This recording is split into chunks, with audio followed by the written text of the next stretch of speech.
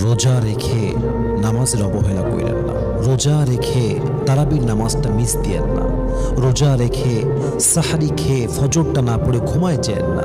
অনেক বড় বাজে ব্যাপার এটা। রোজা রেখে আপনি ফজরটা পড়লেন না, রোজা রেখে আপনি ফরজ নামাজটা পড়লাম না। এই রোজার অর্থ কোথায়? এই রোজার সওয়াব কোথায়?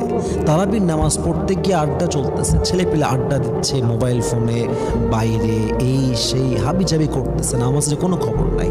আমরা দেখি প্রায় সময় অনেক লোক এমনও আছে ইফতারি করে উঠে গিয়ে মাগরিবের নামাজ পড়ে না, সাহারি করে গিয়ে ঘুমায় যায়, ফজর নামাজটা পড়ে না। এটা কোনো রোজা? এই রোজার কোনো মানে আছে? এই রোজা জাস্ট একটা ডায়েট প্রোগ্রাম ছাড়া আর কিছুই না। আপনি শুধু না খেয়ে আছেন, এর কোনো সওয়াব নাই তো।